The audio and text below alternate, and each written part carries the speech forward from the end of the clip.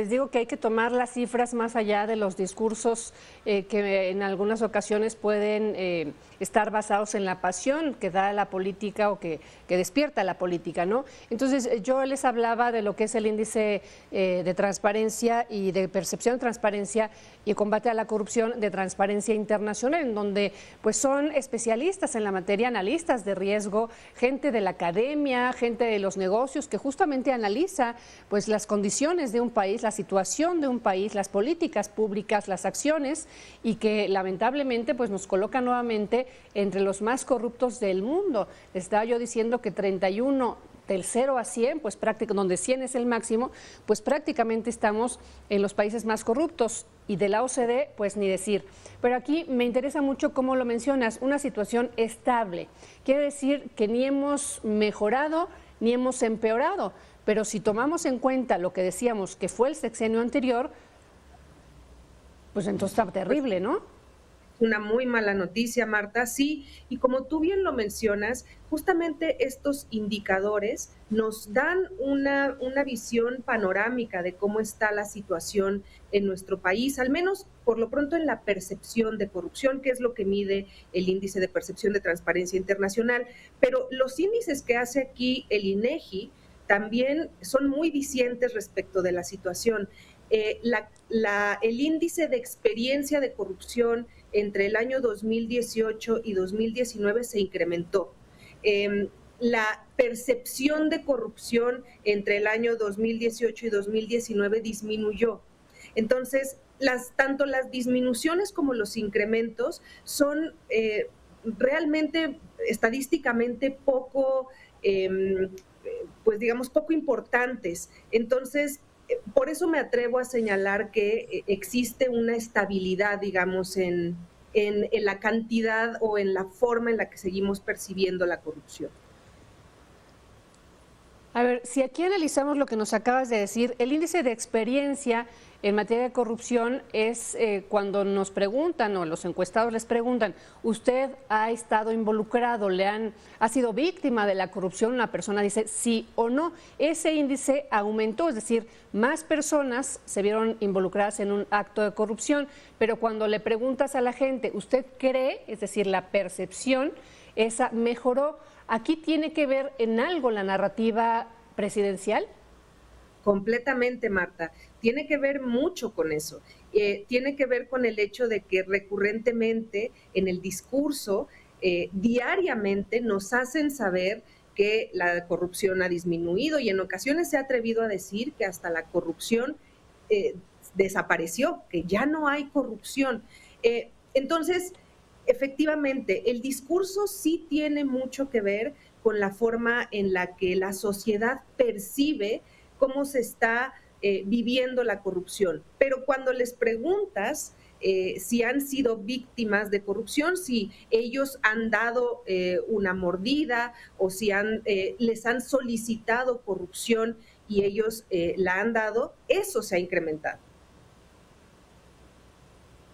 Sí, oye, que aquí justamente uno se pregunta cómo, si no hay castigo, si no hay consecuencias, acción penal, recuperación de activos, etcétera, respecto a los casos anteriores del gobierno de Peña Nieto, agronitrogenado, Odebrecht, en fin, toda la lista, estafa maestra, etcétera, etcétera. Si no hay nada respecto a eso, y si nos vamos a lo que toca en este sexenio, tenemos a Manuel Bartlett, a Ackerman y a Irmendi Sandoval, a los hermanos y familiares del presidente, en fin, yo decía hace un ratito, es una larga lista que se evidencia con datos, con pruebas, y que finalmente el presidente desestima en las mañaneras. Y no solamente eso, las fiscalías o instancias encargadas de la investigación y de la sanción correspondiente, pues tampoco encuentran nada. Entonces,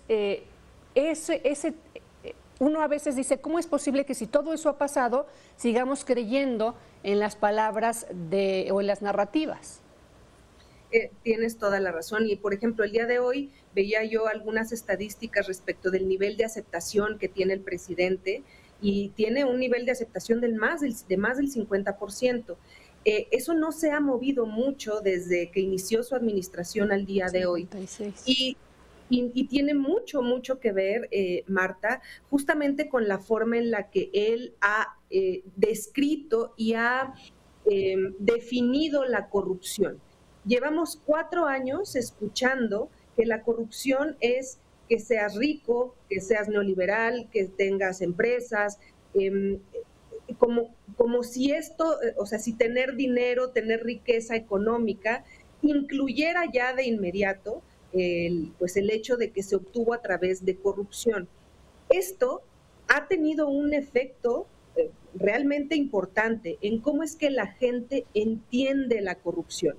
Cuando el presidente nos deje y estemos en la siguiente administración, quienes nos dedicamos a estos temas vamos a tener que retomar lo que significa la corrupción, porque al día de hoy se ha desnaturalizado mucho el concepto. Al día de hoy el neoliberalismo es un sinónimo de corrupción, y la verdad es que no tiene nada que ver con eso. Entonces, vamos a tener que rediseñar nuevamente, reconceptualizar nuevamente el vocablo de corrupción para que la gente entienda cuál es la definición de corrupción. Sí, me parece que aquí el asunto es la justificación que se hace en las narrativas de gobierno respecto a las acciones que son evidentes, como una justificación respecto al abuso que hubo antaño. Yo creo que por ahí es como la gente entiende la narrativa. Como antes se hacía, pues ahora no es lo mismo. En fin, la verdad es que es un tema muy complicado, pero aquí lo que nosotros tratamos, más allá de las filias y las fobias, Ángeles Estrada, es con los datos, para que pues la gente tenga un poquito más de información, y te digo, no cedamos ante el calor de las discusiones políticas, sino ante los datos, que eso sí no engañan, aunque de repente nos vendan que hay otros datos, ¿no? Así es, efectivamente, los datos nos indican que seguimos en un nivel de corrupción muy alto, que seguimos internacionalmente dentro de los últimos lugares, tanto a nivel Latinoamérica como a nivel mundial. Esto es muy grave. No hemos mejorado en la percepción de corrupción a nivel internacional.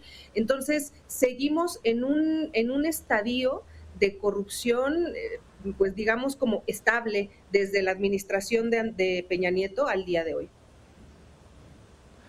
Oye, que aquí hay algo muy importante. Sí, yo estaba viendo hace un ratito con los compañeros de Mega Noticias, los reporteros, pues la información respecto a cuánto nos cuesta a los mexicanos la corrupción, y me parece que este también es un dato para que abramos los ojos respecto a las percepciones, porque estábamos hablando de que cuesta un 9% del Producto Interno Bruto. Está ese costo que se traduce en merma de muchas cosas para los mexicanos en su vida cotidiana, pero también respecto a la percepción internacional de la corrupción en México, pues nos afecta en materia de inversiones, de confianza, de muchas cosas que se ve también en las estadísticas y en los índices. Es correcto, Marta, y de hecho el costo de la corrupción en México se ha incrementado.